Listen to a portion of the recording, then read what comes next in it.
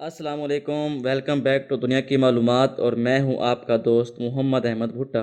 دوستو، ہماری سیریز چل رہی تھی ہمارے پیارے نبی حضرت محمد مصطفیٰ صلی اللہ علیہ وسلم کی زندگی، ان کی زندگی کی سنتوں اور ان کی زندگی کے حالات اور واقعات پر۔ تو ہماری سیریز کا آج چوتھا پارٹ ہے، اور اس میں ہم بتائیں گے آپ کو کہ کیسے نبی اکرم صلی اللہ علیہ وسلم مکے کے کفار کے ظلم و ستم کی وجہ سے حبشہ ہجرت کر گئے، اور وہاں سے جب مکہ والوں نے آپ کو دھوکہ دیا اور واپس بلایا تو کیسے انہوں نے آپ صلی اللہ علیہ وسلم اور ان کے خاندان اور صحابہ کرام سے بائیکاٹ کیا۔ تو آج ہم اسی بارے میں بات کریں گے، تو بنا ٹائم ضائع کیے اپنی ویڈیو کی طرف چلتے ہیں۔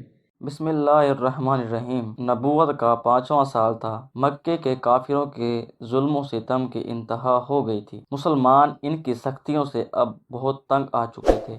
یہ حالات دیکھ کر حضور نے مسلمانوں کو ملک حبشہ چلے جانے کی اجازت دے دی، جہاں ایک نیک دل عیسائی حکمران تھا۔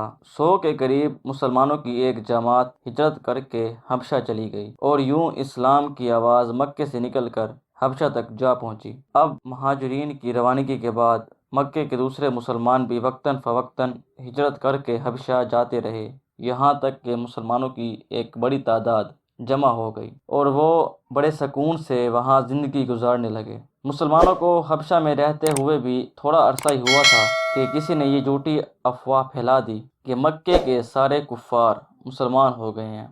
یہ سن کر سارے مسلمان واپس مکے لوٹ آئے، مگر یہاں آ کر جب صحیح صورتحال کا پتہ چلا تو وہ بہت پریشان ہوئے۔ مکے کے کفار نے ان کے آتے ہی ظلم و ستم میں اور بھی اضافہ کر دیا۔ نتیجہ یہ ہوا کہ مسلمانوں کو پھر ہجرت کرنا پڑی۔ اس بار ہجرت کرنے والوں میں 83 مرد اور 18 عورتیں شامل تھیں۔ کفار نے ان لوگوں کو روکنے کی بڑی کوشش کی، لیکن یہ کسی نہ کسی طرح چھپتے چھپاتے وہاں سے ہی نکل ہی آئے اور حبشہ جا پہنچے۔ کفار کی سر توڑ مخالفت اور سختیوں کے باوجود مسلمانوں کی تعداد بڑھتی ہی چلی گئی۔ نبوت کے 12ویں سال میں انہوں نے ایک اور حربہ استعمال کیا۔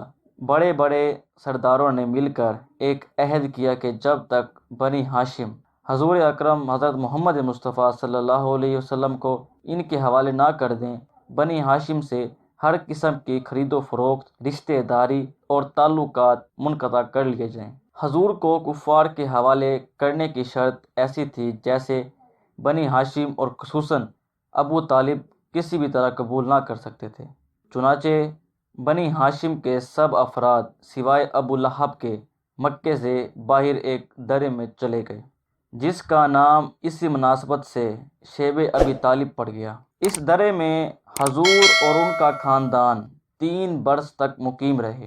مشکلات اس حد تک بڑھیں کہ کھانے پینے کی چیزیں بھی نہ ملتیں، اور کئی بار درختوں کے پتے کھا کر گزارا کرنا پڑتا۔ عہد نامے کو، جو خانہ کعبہ کی دیوار کے ساتھ لٹک رہا تھا، آخر کار مکے کے چند نیک دل آدمیوں کو خیال آنے پر انہوں نے پھاڑ دیا، اور یوں بنی ہاشم کو اس مصیبت سے نجات ملی۔ شیب ابی طالب سے آنے کے تھوڑے عرصے بعد حضور کے چچا ابو طالب اور ام المومنین حضرت خدیجہ رضی اللہ عنہا وفات پا گئے۔ حضور کے لیے یہ دونوں صدمے بڑے شدید تھے، کیونکہ یہی 2 ہستیاں تھیں جو ہر وقت آپ کی دلجوئی کرتی تھیں اور آپ کی ہمت بندھاتی تھیں۔ دوستوں، میں یقین کرتا ہوں ویڈیو آپ کو اچھی لگی ہوگی۔